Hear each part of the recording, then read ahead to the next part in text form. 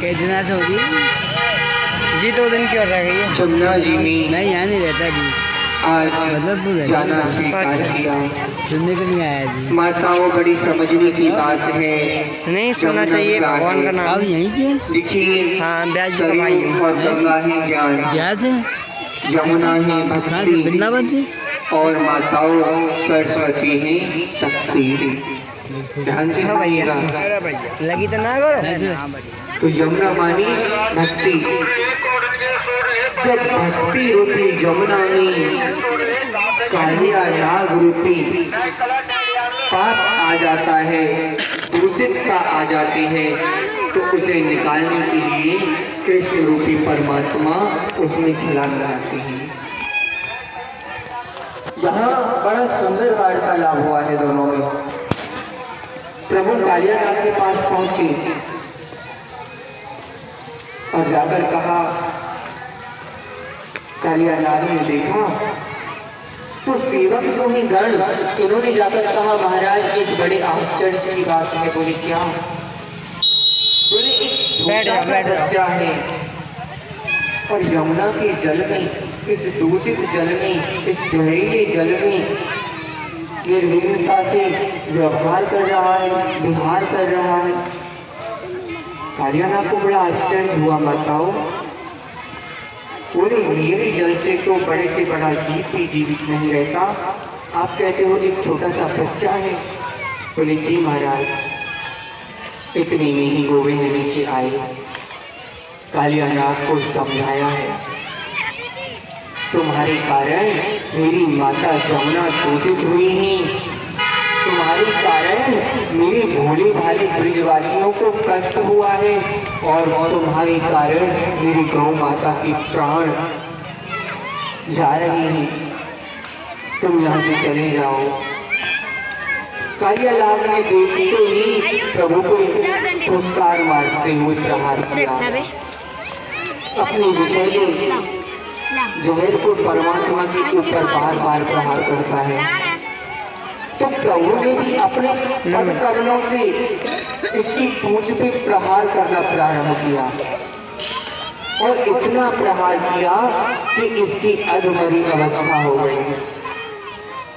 तब नाग पत्नी ने आकर कहा, कालिया नाग की पत्नी बोली, प्रभु इन्हें क्षमा कर दो।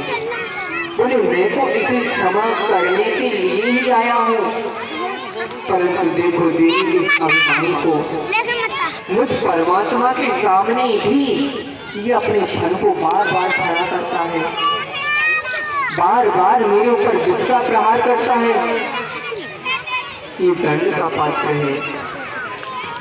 तो देखिए कालिया नाग के ज्ञान की बात कहता है। बोला प्रभु, सर्वप्रथम मैं आपको प्रणाम करता हूँ, मैं आपको पहचान गया हूँ और आपको प्रणाम करता हूँ, और मेरे कुछ प्रश्नों का उत्तर दीजिए। बोली क्या? बोली ये बताइए कि हम सर्पों को किसने बनाया? बोले मैंने बनाया। बोली दुनिया को किसने बनाया? बोले मैंने बनाया। इस यमुना जी को? बोले हमने बनाया। बोले हम सर्पों के अंदर जहर किसने बनाया? बोले हमने बनाया। तो कालिया नाग बोला, फिर हमें मारते क्यों हो?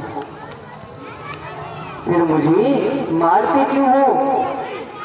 जब सर्पों को तुमने बनाया है, सर्प के जहर को तुमने बनाया है, तो मुझे इतना बता दीजिए कि मेरा अपराध क्या है? मेरे अंदर जहर है, विष है, वो निकल रहा है। सर्प का तो स्वभाव ही होता है विष का प्रहार करना। हाँ, आपने जो प्रहार किया उसके लिए मैं क्षमा प्रार्थी हूँ। प्रभु ने कहा, ठीक है, ज्यादा ज्ञान उपदेश मत करो, अब तुम यहाँ से भ्रमण खरीदने चले जाओ। प्रभु चला तो जाऊंगा, परंतु तुम्हारा जो वाहन है ना गरुड़, वो मुझे कहीं भी जीवित नहीं छोड़ता, वो मुझे अपने पंजों में दबाकर मेरा भक्षण करता है महाराज। उसी से बचता हुआ मैं यहाँ आकर रहने लगा।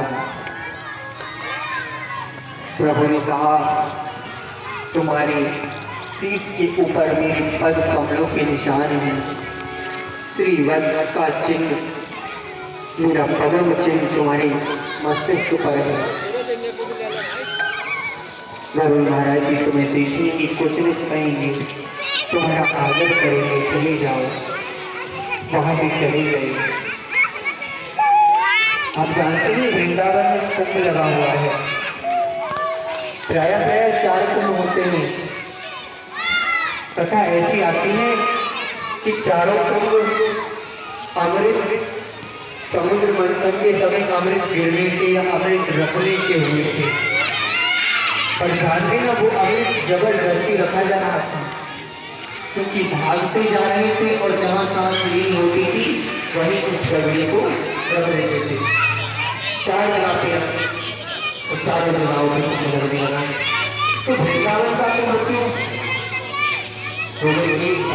महाराज अपनी माँ को सर्पों की माता से मुक्त कराने के लिए अमृत का कलश लेकर आए। वो थक गए तो वृंदावन उसी काली जय पर, उसी वृक्ष के ऊपर जिसको परमात्मा जी के पूरे थे, वो बैठकर विश्राम किया। तो कुछ पर महाराज उस अमृत के वहां गए। इसीलिए 4 कुंभ में और वृंदावन का कुंभ महाकुंभ है। ये ऐसा पावन कुंभ है।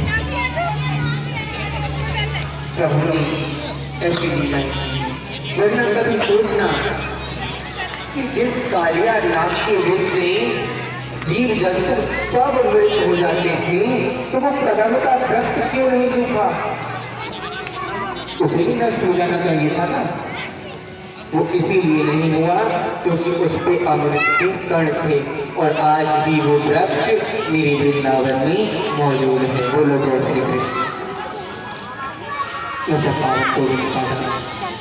हट जाओ एक छोटे। कथा में संक्षिप्त में कह रहा हूँ, परमात्मा क्या चाहते हैं? परमात्मा चाहते हैं कि आप रूढ़िवादी परंपराओं में मत पड़ो, आप इधर से उधर मत भागो, आप एक को पकड़ो, आप एक को पकड़ो। यार कट्टा खत्म किया जाता है, चाहे वो हिंदू हो, चाहे वो मुस्लिम हो, चाहे वो राम हो, चाहे बोतल डरिए पिया हो, परंतु मन किसी एक में ही लगाना चाहिए। गोवर्धन, ध्यान से सुनना इस शब्द को, गोवर्धन। गोवर्धन का सीधा सा अर्थ है गौ माता का वर्धन। मानो गोविंद ये कहना चाहते हैं कि मेरा यदि कोई असली स्वरूप है तो वो गोवर्धन है, गौ का वर्धन है। आप गौ का पालन करो, वो गोवर्धन हो जाएगा, और गोवर्धन से ही गौ माता का गोबर निकलता है।